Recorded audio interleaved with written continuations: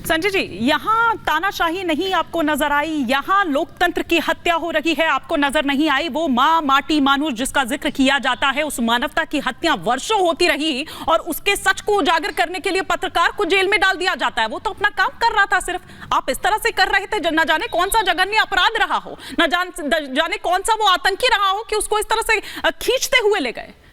हिमानी जी, बिल्कुल कहीं भी ये घटना हो, भारत के किसी भी धरती पर हो, ये हमारे लोकतंत्र को शर्मसार करता है।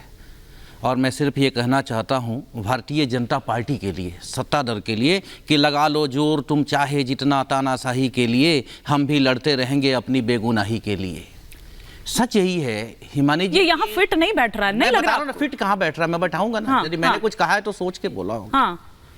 जब आप किसान आंदोलन होता है दिल्ली के आसपास में, एक लंबी फहरिस्त है कि आप पत्रकारों के ऊपर एफआईआर दर्ज करवाते हैं, तब लोकतंत्र की दुहाई क्यों नहीं आती? मैं ये पूछ रहा हूं कि जब हाथरस का रेप कांड में एक पत्रकार को उठाकर आपने गंभीर से गंभीर धाराएं लगाकर आपने जेल भेज देते हैं, 28 महीने तक उस व्यक्ति को जेल में रहना पड़ता है, तब लोकतंत्र की दुहाई क्यों नहीं देती बीजेपी? और बीजेपी के लोग जो आज स्वागत कर रहे हैं रिपब्लिक का, मैं भी स्वागत करता हूं, क्योंकि मैं यही लोकतंत्र चाहता हूं कि सच्चाई से कोई भी निर्णय हो, सच सामने आए। फिर हाथरस वाले कांड की स्वागत क्यों नहीं करती बीजेपी? आज जो बंगाल में हो रहा है, अभी अभी मैंने आपसे सुना, इनके बीजेपी के जो प्रवक्ता लोगों की बात, हर बात में एक बात आ रही है, हिंदू महिला, हिंदू महिला, हिंदू महिला। क्या मुस्लिम महिलाएं नहीं हैं? ईसाई महिलाएं नहीं हैं? ये दिखाता है कि कहीं ना कहीं ये षड्यंत्र है और राजनीति के लिए, वोट के लिए, सत्ता हासिल करने के लिए एन केन प्रकारे न बीजेपी बिल्कुल परेशान है। 2024 में हम कैसे चुनाव जीतें, इसके लिए जो कुछ भी करना पड़े ये करने को तैयार हैं। मैं एक बात पूछना चाहता हूं कि आज बंगाल में अरेस्टिंग हुआ, बिल्कुल इसकी क्रिटिसाइज होनी चाहिए। फिर हाथरस में हुआ पत्रकार का, वो भी क्रिटिसाइज होना चाहिए। जितने पत्रकार घर बैठा दिए गए उस पर भी चर्चा होनी चाहिए। और मैं ये कह रहा हूं कि एक गृह राज्य मंत्री का बेटा लखीमपुर खीरी में, एक गृह राज्य मंत्री का बेटा जो पद पे थे, उसकी अरेस्टिंग में कितने दिन लगा दिए गए थे उत्तर प्रदेश में? उत्तर प्रदेश की पुलिस कितने दिन तो खोजती रही। वो तो कोई एक नेता है टीएमसी का, बिल्कुल सवाल होना चाहिए कहां है? सरकार को जवाब देनी चाहिए, बंगाल के पुलिस को जवाब देनी चाहिए। क्या उस वक्त उत्तर प्रदेश के किसी सरकार से किसी ने पूछा? क्या उत्तर प्रदेश के पुलिस से किसी ने पूछा? क्या बीजेपी ने इसका जवाब दिया बाहर आकर के गृह मंत्री का बेटा कहां है? और जब वो थाना पहुंचा तो रेड कारपेट बिछा दिया गया था। ले लेती हूं, फिर मैं ममता जी का रुख करूंगी। कारपेट बिछा दिए गए थे। तो मैं ये समझता हूं बांसुरी जी से लोकतंत्र को तार तार करने का ठेका ले लिया है और इसका विरोध होना चाहिए देश में। चाहे किसी भी राज्य के किसी भी दल को यह अधिकार नहीं है लोकतंत्र की हत्या करने। ठीक है बांसुरी जी, क्विक रिएक्शन, फिर ममता जी का रुख करूंगी।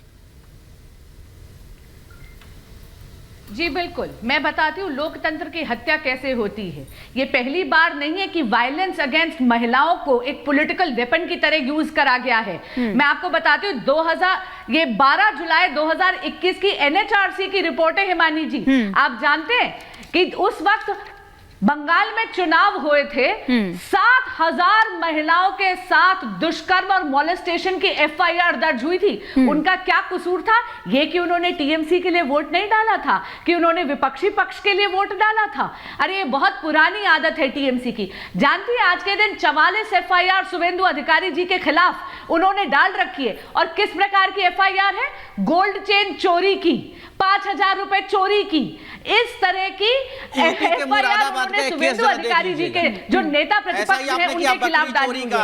ये तो शुक्र है कि ऑनरेबल हाई कोर्ट ने कवच दे रखा है, वरना आज के दिन शुभेंदु अधिकारी को भी टीएमसी जेल में डालती। ठीक है, लेकिन ममता जी, एक तो ममता जी और ममता जी के लिए ही सवाल भी पूछना है। तो ममता जी, वो 2008 वाली ममता बनर्जी कहां गई जो महिलाओं के लिए ही लड़ती थी और खड़ी हुई थी? आज वो ममता बनर्जी नजर नहीं आती। और वो जो माँ माटी मानुष, मतलब कहीं दिखाई नहीं देती वो मानवता, कहीं दिखाई नहीं देती वो ममता, कहीं दिखाई नहीं जाती वो माँ का एक चिंता होती है। खुद एक महिला मुख्यमंत्री है, उनके प्रदेश की ये हालत है।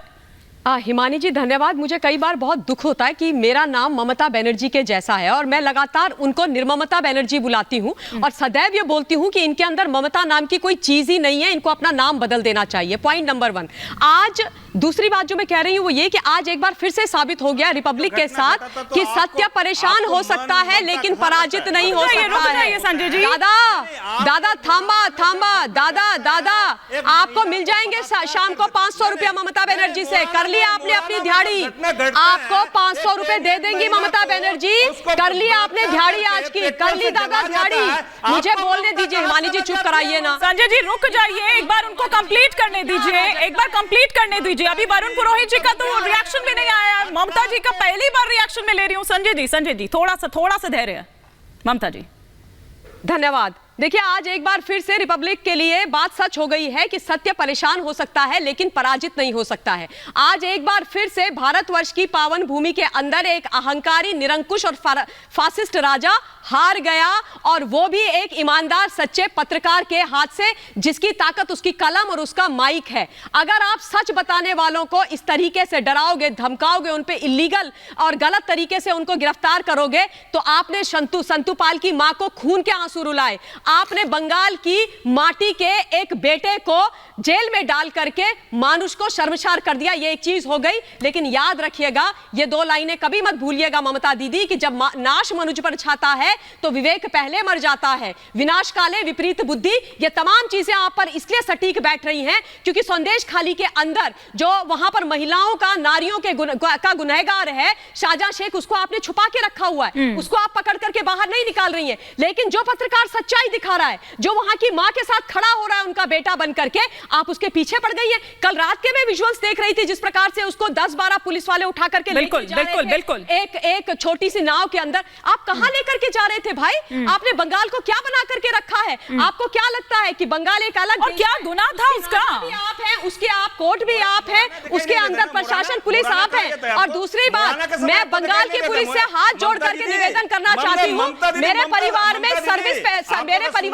बैकग्राउंड के लोग हैं कि खाकी को इस तरीके से शर्मसार मत कीजिए प्लीज, और खाकी का गलत प्रयोग मत कीजिए। और 30 सेकंड मुझे दे दीजिए। मैं आम आदमी पार्टी वाले, एक सेकंड करके प्लीज, एक 30 सेकंड आम आदमी पार्टी वाले संजय जी को जवाब देना चाहती हूँ। इन्होंने बड़ी बड़ी बातें करी कि यहाँ पर ये गिरफ्तार, वहां पर वो गिरफ्तार। एक यूट्यूबर है रचित कौशिक जी, वो शादी में गए थे और उन्होंने अरविंद केजरीवाल के पुत्र का एक बड़ा वाला खेला भ्रष्टाचार का उजागर कर दिया था, तो उनको उस शादी में से घसीट करके पंजाब पुलिस का इस्तेमाल करके अगवा करने की स्टाइल में ले जा करके जेल के अंदर डाल दिया गया था। और ये होता है संजय जी गलत करना। पंजाब से पुलिस पत्रकार, पंजाब से पुलिस यहाँ भी पहुंच जाती है पत्रकार को गिरफ्तार करने के लिए, उस पर मैं आऊंगी। लेकिन एक बार वरुण पुरोहित जी का एक भी रिएक्शन नहीं आया, आप इस पर जवाब दीजिएगा। मैं जानती हूं कि आप जवाब देना चाहते हैं, लेकिन वरुण पुरोहित जी, मीडिया को चुप करा देने से क्या जो वो सच है वो छिप जाएगा? वर्षों तो छिपा कर रखा,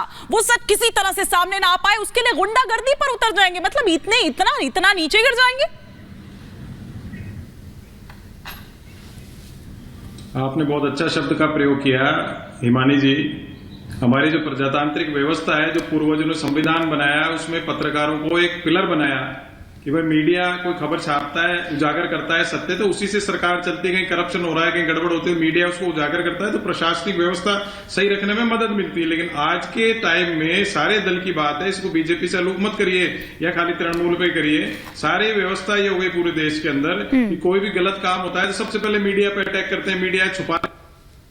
मैं देख लो सारे राज्यों के, आप देखो, मैं कह रहा हूँ राज्य सरकार भी फेल हो गई, केंद्र सरकार भी फेल हो गई। जब आपके पास इतने टाइम से वो शेख डॉन बना हुआ था बॉर्डर की जगह पर, तो आपकी इंटेलिजेंस क्या कर रही थी? दूसरा, जब डेमोक्रेटिक आपके प्रोसेस है, आप जब एक महिला आरक्षण के लिए एक स्वांग रचने के लिए, वो भी सब्ज विभाग 10-20 साल बाद आएगा, महिला आरक्षण के लिए आप ला सकते हो, तो क्यों नहीं इमरजेंसी सेशन बुलाते और सब सारे दलों को बुलाइए, एक्सपोज हो जाएंगे, चर्चा होगी। तो उसके बाद राष्ट्रपति शासन का जो प्रोविजन संविधान में दिया गया वो डेमोक्रेटिक प्रोसेस से लाइए, तो जनता उसको अच्छा मानेगी। इतनी गंदी घटना। लेकिन वरुण जी, बाकी जगहों पर तो आप राष्ट्रपति शासन के लिए तुरंत मांग करने लगते हैं, यहाँ पर क्यों नहीं? यहाँ पर क्यों नहीं?